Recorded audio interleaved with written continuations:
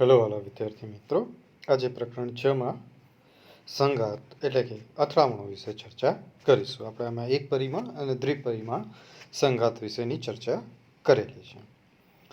તો અહીંયા બરાબર ભૌતિક વિજ્ઞાનમાં ગતિના સ્થાનમાં અભ્યાસ કરીએ છીએ. તે જ સમયે ભૌતિક વિજ્ઞાનની શોધવાનો પ્રયત્ન કરીએ છીએ કે ભૌતિક પ્રક્રિયા સાથે બદલાય નહીં. વેગમાન અને ઉર્જા સંરક્ષણના નિયમોના ઉદાહરણો છે. બરાબર, એ અહીંયા ચર્ચા કરી છે. આપણે હું વાંચું છું માત્ર અહીંયા. તો હવે નિયમોને સામાન્યતઃ જોવા મળેલી પ્રક્રિયા એટલે કે અથડામણો સંઘાતને લાગુ પાડીશું. કેટલીક રમતો, બરાબર, બિલિયર્ડ બોલની જે વાત કરતા હતા એ, પછી લખોટી, કેમેરાઓની અથડામણ સાથે સંકળાયેલી છે. આપણે આદર્શ પરિસ્થિતિમાં બે દળો વિશે અથડામણ સમજીશું. બરાબર, હવે અહીંથી પ્રશ્ન આપણો શરૂ થાય કે અથડામણ વિશે સમજાવો. તો આપણે આદર્શ પરિસ્થિતિ લીધી છે. બરાબર, એટલે જે વ્યવહારિક ના હોય, બરાબર, એટલે આદર્શ હોય. બે દળોની આપણે ચર્ચા સમજીશું. તો અહીંયા બે દળો વિશે વાત કરી છે. એક દળનું નામ આપી દીધું M1, બીજા દળનું નામ આપી દીધું M2. ધારી લઈએ M1 દળનો કણનો વેગ v1i બરાબર ઝડપથી ગતિ કરે છે. સબસ્ક્રિપ્ટ i નો અર્થ એટલે કે પ્રારંભિક ઇનિશિયલ છે. M2 સ્થિર છે, સમજો. બરાબર, આ વેગમાં ગતિ કરે છે, M2 દળો સ્થિર છે. આવું ધારવામાં આવે તો કોઈ સામાન્ય પરિસ્થિતિનો ભંગ કરતા નથી. પરિસ્થિતિમાં દળ M1 અને સ્થિર દળ M2 સાથે અથડાય છે. બરાબર ને, આ M2 ભાઈ સ્થિર પડ્યા છે અહીંયા, અને અહીંથી દળો આટલા વેગથી v1i વેગથી M1 દળ આવે છે અને આની સાથે અથડાય છે. બરાબર, તે આકૃતિ પણ આપેલી છે. તો આ જો અહીંયા આકૃતિ, પણ અહીંયા એક સાથે બે આકૃતિ સમજવાની. M1 દળ પદાર્થ x, અહીંયા એક જ ઘટક એક જ x ઉપર છે, એક પરિમાણિક છે. બરાબર, તો v1i એટલે ઇનિશિયલ વેગ M1 નો છે. અહીંયા સ્થિર M દળ પદાર્થ પડેલો હતો, M2 બરાબર દળ સ્થિર છે, સ્થિર છે. હવે શું કરે છે? આ અહીંથી ગતિ કરીને એની સાથે અથડામણ થાય છે, એટલે કે સંઘાત અનુભવે છે. સંઘાત અનુભવ્યા બાદ આ M1 દળનો પદાર્થ આ દિશામાં θ1 સાથે x અક્ષ સાથે θ1 દિશા બનાવીને M1 ને દળ v1f એટલે ફાઇનલ વેગથી ગતિ કરે છે. એવી જ રીતે M2 આ સાઈડ x અક્ષ સાથે θ2 કોણની દિશામાં M2 દળ v2f જેટલા વેગથી ગતિ કરે છે. બરાબર, તો આ આકૃતિ છે, આ ધ્યાન રાખજો. હવે આ સંઘાતના દળો M1 M2 દિશાઓમાં જોવા જાય છે અને દળોના વેગ અને ખૂણાઓના કેટલાક સમીકરણો હવે જોઈશું. બરાબર, હવે અહીંયા છે સ્થિતિસ્થાપક અથડામણો અને અસ્થિતિસ્થાપક અથડામણો. બરાબર, બે પ્રકારની અથડામણો હશે. અથડામણોનો કુલ રેખીય વેગમાનનું સંરક્ષણ થાય છે. તંત્રના પ્રારંભિક વેગમાન તે તંત્રના અંતિમ વેગમાન જેટલું જ હોય છે. કોઈક તે માટે આ દલીલ કરી શકે છે, જ્યારે બે પદાર્થો અથડાય છે ત્યારે ડેલ્ટા ટી સમયગાળા દરમિયાન પરસ્પર લાગતા બળો અનુરૂપ વેગમાનમાં ફેરફાર થાય છે. એટલે આપણે અહીંયા જોઈએ તો આ ડેલ્ટા P1 પ્રારંભિક આપણે વેગમાન જે એક વડે બે વડે એક પર લાગતા બળ અનુસાર, અને ડેલ્ટા ટી જે અથડામણનો સમય હતો. એવી રીતે આ બીજો વેગમાન ડેલ્ટા P2 નો, એટલે કે આ પ્રારંભિક હોય તો આ અંતિમ હોય એમ. તો F21 ઇન્ટુ ડેલ્ટા 2 એટલે F12 એટલે કે પ્રથમ કણ પર બીજા કણ વડે લગાડેલું બળ. આપણે એવી રીતે કે બીજા કણ વડે પહેલા ઉપર લાગેલું બળ, તો આવી રીતે વાંચતા હતા. હવે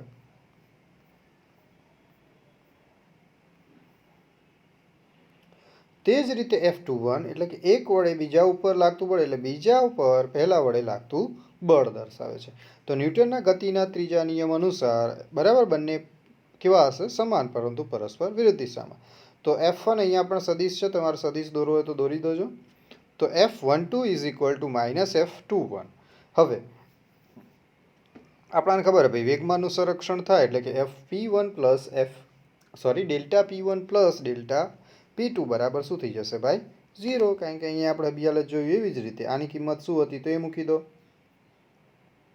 F12 હતી ઇન્ટુ ડેલ્ટા ટી, પણ આમાં શું આવ્યું તો માઇનસ એફ, અહીંયા શું થઈ જાય 12 ઇન્ટુ ડેલ્ટા ટી, બંનેનો સરવાળો કર્યો તો જવાબ શું થઈ ગયો ભાઈ 0, બરાબર. તો આમ અથડામણ વખતે ડેલ્ટા ટી સમયગાળા દરમિયાન બળો જટિલ રીતે બદલાતા હોય તો પણ ઉપરનું તારણ સત્ય છે.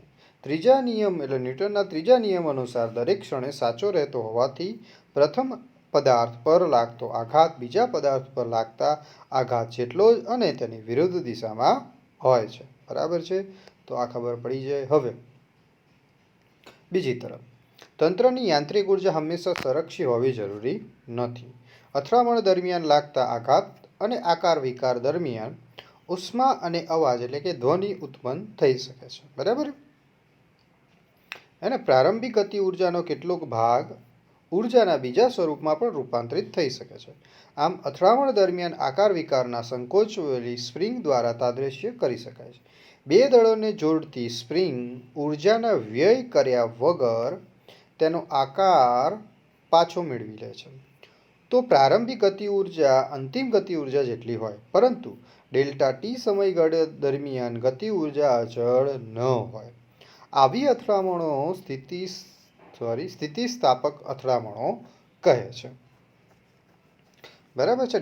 પરંતુ આમાં ગતિ ઉર્જા અચળ ન પણ હોય તો આવી અથડામણોને આપણે શું કહીશું સ્થિતિસ્થાપક અથડામણ કહેવામાં આવે છે. પહેલું અહીંયા આકાર વિકાર મેળવી લે છે તો પ્રારંભિક ગતિ ઉર્જા એ જ અંતિમ ગતિ ઉર્જા જેટલી હોય છે, પરંતુ અથડામણ દરમિયાન ગતિ ઉર્જા અચળ રહેતી નથી. પ્રારંભિક અને અંતિમ ગતિ ઉર્જા તો સમાન જ રહે, પરંતુ વચ્ચેનો જે સમયગાળો હોય એ દરમિયાન અચળ, એટલે એ લખશો નહીં તો પણ ચાલશે. સિમ્પલ એમ જ લખો કે ભાઈ અથડામણ થાય ત્યારે વેગમાન સંરક્ષણનો નિયમનું પાલન થાય અને ઉર્જા સંરક્ષણના નિયમનું પણ પાલન થાય. તો આવી અથડામણોને આપણે સ્થિતિસ્થાપક અથડામણ કહેવામાં આવે છે. તો આ રીતે પણ વ્યાખ્યા લખી શકાય. શું તો ભાઈ ઉર્જા સંરક્ષણના નિયમનું પાલન થાય અને વેગમાન સંરક્ષણના નિયમનું પાલન થાય એવી અથડામણોને સ્થિતિસ્થાપક અથડામણો કહેવામાં આવે છે.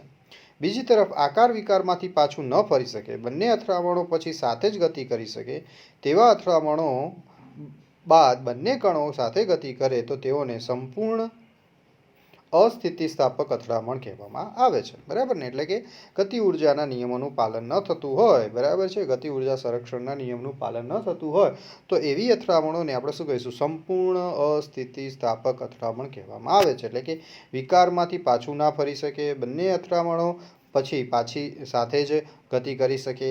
જે અથડામણ બાદ બંને કણો સાથે ગતિ કરવા લાગે તો તેને આપણે શું કહીશું સંપૂર્ણ અસ્થિતિસ્થાપક અથડામણ કહેવામાં આવે છે. બીજો કિસ્સો, જ્યારે આકાર વિકાર એટલા અંશે પાછા મેળવી શકાય અને થોડીક ગતિ ઉર્જાનો વ્યય થતો હોય તો તેને પણ આપણે અસ્થિતિસ્થાપક અથડામણ કહેવામાં આવે છે, બરાબર છે.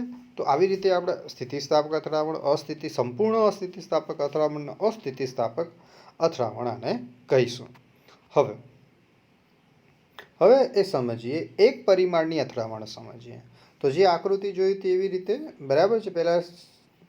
પહેલા એક પરિમાણમાં θ1 θ2 ઇઝ ઇક્વલ ટુ આપણે 0 લઈએ તો વેગમાનનું સંરક્ષણ, બરાબર. અહીંયા પ્રારંભિક વેગમાન હતો p, બરાબર ને, શરૂઆતનો એનો અહીંયા વેગ હતો આપણી જોડે શું હતો તો v1i, દળ શું છે તો m1, એટલે મારી જોડે પ્રારંભિક વેગમાન આપણે ડેલ્ટા p લઈએ તો m1 ઇન્ટુ v1, એટલે પહેલું સમીકરણ આ બની ગયું. હવે અંતિમ વેગમાન લઈએ તો અંતિમ વેગમાન આ થઈ ગયું m1 plus m2 into vf, એ થઈ ગયું વેગમાનનું. એટલે આ અંતિમ વેગમાન થઈ ગયું ભાઈ ડેલ્ટા, આપણે અહીંયા ઇનિશિયલ લઈ લઈએ તો આ થઈ ગયું ફાઇનલ. શું થાય તો m1 પ્લસ m2 અને થઈ ગયું vf, બરાબર છે. તો આ વેગમાનના સંરક્ષણનું ઉદાહરણ ઉપરથી આપણે મેળવી શકીએ.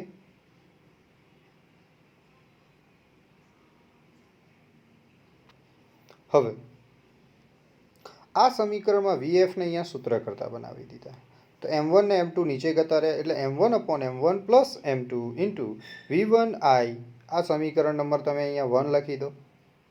બરાબર છે. ત્યારબાદ અથડામણ દરમિયાનની ગતિ ઉર્જાનો વ્યય ડેલ્ટા. બરાબર, આ થઈ ગઈ આપણી પ્રારંભિક ગતિ ઉર્જા, આ થઈ ગઈ એની અંતિમ ગતિ ઉર્જા. હે ને, તો વેગમાનમાં અહીંયા 1/2 mv². અહીંયા એવી રીતે કુલ દળની વાત કરી m1 plus m2 into vf². હવે તો આ પદ એવું રાખી દીધું છે, પણ અહીંયા આપણે વીએફની કિંમત મૂકી છે. શું હતી ભાઈ વીએફની કિંમત? તો આ બીએલ જ આપણે જોયું હતું. બરાબર, શું હતી વીએફની કિંમત? તો વીએફ બરાબર m1/m1 plus m2 into v1i. આ એફની કિંમત આપણે આ સમીકરણમાં મૂકીશું, એટલે વીએફની જગ્યાએ કિંમત મૂકીએ. તો જો વીએફની જગ્યાએ કિંમત મૂકો તો દેખો આ નીચે હતા એટલે m1/m2 તો ઉડી જાય. તો થશે શું? m1નો સ્ક્વેર અને v1i નો સ્ક્વેર થશે. તો જો બરાબર છે, પણ અહીંયા વર્ગ થશે એટલા માટે એક જ ઉડશે એટલે એક વધશે. બરાબર, એક વધશે, એક ઉડશે એટલે એક વધશે. આ પદ એમનું એમ અહીંયા આપણે વીએફની કિંમત મૂકી દીધી અને આ સમીકરણ મળ્યું. 1/2 એની જગ્યાએ m1નો હોલ સ્ક્વેર, m1² અપોનમાં m1 પ્લસ m2 અને m1i નો હોલ સ્ક્વેર. હવે સમીકરણ નંબર 23નો આપણે ઉપયોગ કરીએ, એટલે કે એફનો જો આપણે ઉપયોગ કરીએ છીએ અહીંયા ઉપયોગ કરતા. હવે આ પદમાં સાદુરૂપ આપવું, એટલે 1/2 કોમન એટલે કોમન, m1 કોમન, એક કોમન, એક વધશે. અહીંયા v2નો સ્ક્વેર હતો એ તો વધી ગયા, એટલે અહીંયા વધીશું તો એક, એટલે અહીંયા એક માઇનસની નિશાની માઇનસ, m1 વધેલા અને ભાગાકારમાં m1 પ્લસ m2 વધેલા. બરાબર છે. હવે હજુ આપણે એનું સાદુરૂપ હશે. બરાબર, આ સિમ્પલ એનું સાદુરૂપ થઈ ગયું. એટલે અહીંયા આપણે તમે પણ જાતે સાદુરૂપ આપી શકો છો. બરાબર, ખૂબ સરળ છે સાદુરૂપ આપવું તો. હે ને, તો અહીંયા 1/2 તો એની જગ્યાએ m1 થઈ જશે v1i નો સ્ક્વેર, આનો ગુણાકાર અહીંયા, એટલે શું થાય? તો m1 plus m2 minus m1, ભાગાકારમાં શું આવશે? m1 plus m2. દેખો આ ઉડી જાય તો વધીશું 1/2 m1 અને m2 અહીંયા આવી ગયા, v1i નો સ્ક્વેર અને ભાગાકારમાં m1 પ્લસ m2. બરાબર, તો આ પદ વધ્યું એ ગતિ ઉર્જાનો આપણને જવાબ અહીંયા મળશે, જે અહીંયા લખેલો છે.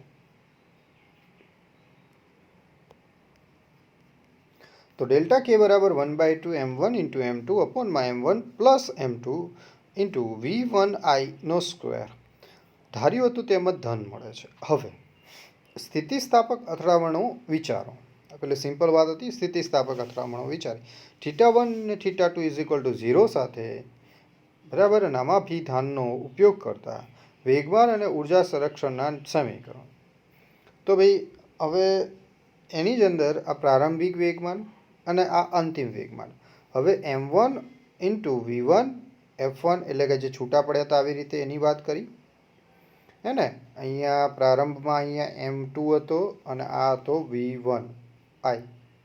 તો આ v1i ની વાત કરી, પણ છૂટા પડ્યા તો અહીંયા m1 અને અહીંયા v1if હતું. એવી જ રીતે m2 અને v2f હતા. એટલે આ અંતિમ વેગમાન હતો એ વેગમાન અહીંયા લખ્યો અને આ પ્રારંભિક વેગમાન હતો એ અહીંયા લખ્યો. બરાબર, આકૃતિ ઉપરથી જ છે. બરાબર, એ જ સમીકરણની વાત કરી છે. હવે નીચે આ થઈ ગયું વેગમાન સંરક્ષણની વાત કરી, એટલે આ થઈ ગયું પહેલી જે સમીકરણ લીધું વેગમાન સંરક્ષણનું. બીજું ઉર્જા સંરક્ષણનું. આ ઉર્જા અહીંયા 1/2 હતા, અહીંયા પણ 1/2 હતા. 1/2 કેન્સલ કરી દીધા અને માત્ર સૂત્ર લખી દીધું m1 v1 no i square અને m1 plus m1 into v1f નો હોલ સ્ક્વેર અને પ્લસ m2 v2f નો સ્ક્વેર. બરાબર છે. એટલે કે ફેરથી સમજાવું, આ પહેલું સમીકરણ છે એ વેગમાન સંરક્ષણનું દર્શાવે છે. બીજું સમીકરણ છે જે ઉર્જા સંરક્ષણનું દર્શાવે છે. એમ તો વેગમાન સંરક્ષણ તમારે લખવું હોય તો ડેલ્ટા પીઆઈ અને is equal to delta PF. PI આ થઈ ગયું અને પીએફ આ ટોટલ થઈ ગયું. એવી રીતે આ ગતિ ઉર્જાનું પણ લખી શકાય delta KI is equal to delta KF. બરાબર, કે ની કિંમત 1/2 m1 અને v1 આઈનો સ્ક્વેર. એવી જ રીતે કે એફ એટલે કે m1 v1 f2 square plus m2 v2 f2 square બરાબર છે, એનો સ્ક્વેર છે. તો 1/2 કેન્સલ કરી દીધા. આવી રીતે વેગમાન સંરક્ષણના સમીકરણ એટલે તમારે ઉપર આવી રીતે લખવાનું ભાઈ વેગમાન સંરક્ષણના ઉપરથી સમીકરણ લાવે એના સમીકરણ નંબર 1 નામ આપો, 2 નામ આપો, તમે તમારી રીતે. અહીંયા 6.24 છે એવી રીતે હું લખું છું. ત્યારબાદ તમે ગતિ ઉર્જાનું સમીકરણ લખો, ત્યાં લખો ઉર્જા સંરક્ષણના નિયમ અનુસાર આવ્યું 1/2 એવી રીતે કેન્સલ કરી દો અને આવી રીતે સાદુરૂપ આપો. હવે શું કહે છે કે આ બંને સમીકરણો અનુસાર આપણાને આવું સમીકરણ મળે છે. બંને સમીકરણો અનુસાર આપણાને આ સમીકરણ મળે છે. v1i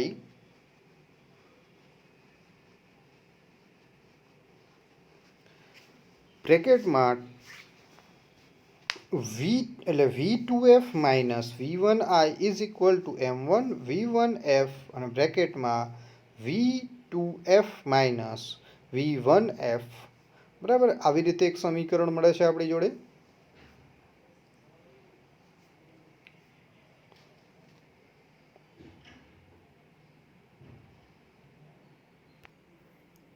તો આ બંને સમીકરણો ઉપરથી આ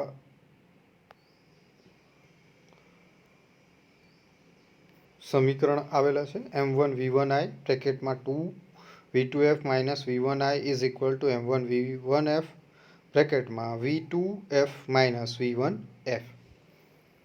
તેવી જ રીતે અહીંયા આ પણ સમીકરણ છે.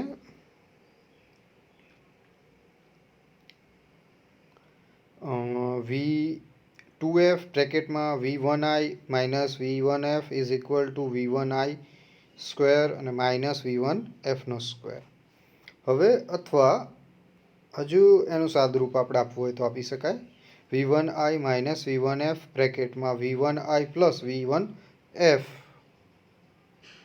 આથી એટલે કહેવાનો મતલબ એમ કે આ જે સમીકરણ હતું બરાબર, અહીંયા આગળ એ જ હતું v2f અને અહીંયા v1i અને માઇનસ v1f. આ તો a સ્ક્વેર પ્લસ બી સ્ક્વેરનો હોલ સ્ક્વેર કરી દીધો એટલે શું થશે, આ એક પદ ઉડી જશે. માટે અહીંયા જે વધશે v2f બરાબર v1i પ્લસ v1f. જે સમીકરણ નંબર 24માં મૂકતા એટલે કે સમીકરણ આમાં બરાબર 24માં આપણે આ સમીકરણ મૂકીએ તો હજુ સાદુરૂપ આપશો તો આવી રીતે તમને જવાબ મળશે v1f is equal to.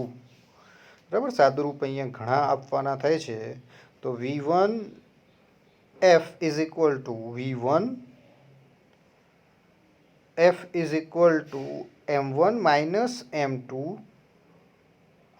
Into v1i અને બ્રેકેટમાં m1 પ્લસ m2. આ સમીકરણ નંબર 27. એવી જ રીતે બીજું સમીકરણ આપણે સાદુરૂપ આપીએ તો પણ મળે છે v2f is equal to 2m1 v1i અપોનમાં m1 plus m2 મળે છે. આમ અજ્ઞાત v1f અને v2fના મૂલ્યો આપણે જ્ઞાત m1 m2 અને v1iના રૂપમાં મળે છે. અર્થઘટનમાં મુદ્દાઓ રસપ્રદ છે. જો બંને દળના વેગ એટલે પ્રારંભિક વેગ 1f ઇઝ ઇક્વલ ટુ 0 હોય તો એટલે શોર્ટમાં આ કિંમત ત્યાં મૂકી દો તમે તો v2f બરાબર v1i મળે છે. અર્થાત અથડામણ દરમિયાન પહેલું દળ સ્થિર થાય છે અને બીજું દળ તેની પ્રારંભિક ઝડપથી ધક્કો મારે છે. કારણ પહેલાંનું 0 જ છે પણ બીજાને અથડાય એટલે પાછો એ વેગથી ગતિ કરે છે. બીજામાં શું કહે છે કે એક દળ ઘણું વધુ હોય એટલે કે એક દળ મોટું હોય અને એક દળ નાનું હોય તો v1f is equal to minus v1f એટલે જે આગળની કિંમત હતી એની અંદરથી કિંમત તમે મૂકો બરાબર. m2 ગ્રેટર દેન m1 હોય તો ભારેખમ દળને કશી અસર થતી જ નથી જ્યારે હલકું દળ તેના વેગની દિશા ઉલટાવી લે છે. બરાબર છે. તો એ હતું. એના પછી આપણી પાસે ઉદાહરણ નંબર છે કે ન્યુટ્રોન્સનું સીધું પડવું. ન્યુક્લિયર રિએક્ટરમાં એક ઝડપી ન્યુટ્રોન આશરે 10⁷ મીટર પ્રતિ સેકન્ડ ને 10�3 મીટર પ્રતિ સેકન્ડ જેટલા ધીમો પાડવો જરૂરી છે કે જેથી તેની યુરેનિયમ 92 સમસ્થાનિક સાથે આંતરિક ક્રિયા સંભાવના ખૂબ જ વધે અને તેનું વિખંડન થાય. દર્શાવો કે ડ્યુટેરિયમ કે કાર્બન કે જેમનું દળ ન્યુટ્રોનના દળ કરતાં ફક્ત થોડા જ ગણું વધુ હોય તો તેમની સાથે સ્થિતિસ્થાપક અથડામણ દરમિયાન ન્યુટ્રોન તેમની મોટાભાગની ગતિ ઉર્જા ગુમાવી શકે છે. હલકા ન્યુક્લિયસ બનાવવા પદાર્થ જેવા કે ભારે પાણી DTO અથવા તો ગ્રેફાઇટને મોડરેટ કહે છે. તો હવે આપણે અહીંયા ડ્યુટેરિયમની પ્રારંભિક ગતિ ઉર્જા તો K1I is equal to 1/2 m1v1I². અંતિમ સમીકરણ આપણે લખી દઈએ, એટલે કે અંતિમ ગતિ ઉર્જાનું સમીકરણ, બરાબર. તો K1F is equal to 1/2 m1v1f². અને જે v1ની આપણે fની કિંમત હતી અહીંયા મૂકી દીધી, એટલે આપણી જોડે જવાબ મળે 1/2 m1 બ્રેકેટમાં m1 - m2 અપોનમાં m1 + m2² v1I². હવે ગતિ ઉર્જાના ગુમાવેલા અંશો. દેખો આ બધા સૂત્રો છે, એની અંદર બંનેનો ગુણોત્તર, એટલે ગતિ ઉર્જાનો ગુણોત્તર લઈએ એટલે આપણે ગુમાવેલા ગતિ ઉર્જાના અંશ મળશે. તો F1 is equal to K1F અપોનમાં K1I, એટલે પ્રારંભિક અંતિમ ગતિ ઉર્જા ભાગાકારમાં પ્રારંભિક ગતિ ઉર્જાના ગુણોત્તરને આપણે ગતિ ઉર્જાના ગુમાવેલા અંશ કહીશું. તો આપણને જવાબ શું મળે? m1 - m2 બ્રેકેટમાં m1 + m2 bracket complete હોલ² થશે. તો હવે જ્યારે મોડરેટર ન્યુક્લિયરની ગતિ ઉર્જાના મેળવેલા અંશ K2F અપોન K1IFનું મૂલ્ય બરાબર F2 is equal to 1 - F2 વડે દર્શાવાય છે.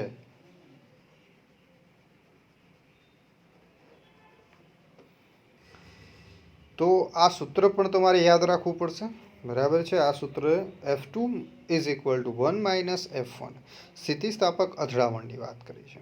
તો આમ હવે આપણે એની કિંમત મૂકવાની છે. ઓકે, F1ની આપણે કિંમત જે શોધી હતી, આ F1ની કિંમત અહીંયા મૂકો અને 1 સાથે એનું સાદુરૂપ આપશો તો તમને F2 બરાબર આવી કિંમત મળશે. એટલે કે F2 બરાબર 4m1 × m2 છેદમાં m1 + m2². હવે તમારે ડ્યુટેરિયમ અને બરાબર એના વિશેની જે દળની કિંમત હતી આ m1 અને m2માં કિંમત મૂકીશું આપણે. તો હવે બરાબર, તો આ સમીકરણ આપણી જોડે તૈયાર થઈ ગયું. હવે એ સમીકરણમાં ડ્યુટેરિયમ બરાબર આપણે m2 બરાબર 2 એટલે કે આ કિંમત તમારે અહીંયા મૂકવાની, m2ની જગ્યાએ 2m, નીચે પણ 2m મૂકવાની અને સાદુરૂપ આપશો તમે. તો આ મારી જોડે F2 હતું, તો F2 બરાબર કેટલા આવશે? 8.8/9 આવશે. એવી રીતે તમે F1 મેળવશો તો 1/9 આવશે. પેલું 8/9 હતું ને 1/9 હતું. તો ન્યુટ્રોનની લગભગ 90% ઉર્જા ડ્યુટેરિયમને મળે છે. અને એવી જ રીતે તમે કાર્બનની વાત કરશો તો એના દળની વિશે વાત કરવાની, તો F1 કેટલું મળશે?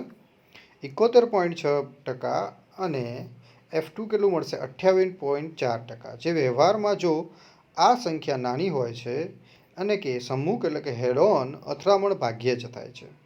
જો બંને પદાર્થોના પ્રારંભિક, આ લખવાની કોઈ જરૂર નથી, ઉપર સુધી આપણો દાખલો પૂરો થઈ ગયો, બરાબર છે. આ કિંમત લખી દો તમે, બરાબર, ટકા લખી દો એટલે તમારો દાખલો પૂરો થઈ જશે. પણ અહીંયા સમજૂતી એવી વાત છે કે આવી અથડામણો હંમેશા હેડ ઓન અથડામણ થાય છે. તો બંને પદાર્થોના પ્રારંભિક વેગ અને અંતિમ વેગ એક જ સીધી રેખા ઉપર હોય અને તો તે એક પારિમાણિક અથડામણો અથવા તો સમ્મુખ અથડામણો કહેવામાં આવે છે. સમ્મુખ અથડામણ કોને કહેવાય? કે બંને પદાર્થોનો પ્રારંભિક વેગ અને અંતિમ વેગ એક જ સીધી રેખા ઉપર હોય તો તે એક જ પરિમાણ એટલે કે અથડામણ, એક જ પરિમાણિક અથડામણ અથવા તો સમ્મુખ અથવા તો હેડ ઓન અથડામણ કહેવામાં આવે છે. નાના ગોળાકાર પદાર્થોમાં આ ત્યારે જ શક્ય બને છે કે જ્યારે પદાર્થ 1ની ગતિની દિશા સ્થિર રહેલા પદાર્થ 2ના કેન્દ્ર પર પસાર થાય છે. સામાન્ય રીતે અથડામણ દ્વિપરિમાણમાં હોય છે જ્યાં પ્રારંભિક વેગ અને અંતિમ વેગ એક સમતલમાં રહેલા હોય છે. બરાબર, તો આજે આટલું રાખીશું. કાલે બીજું દ્વિપરિમાણમાં જોઈશું.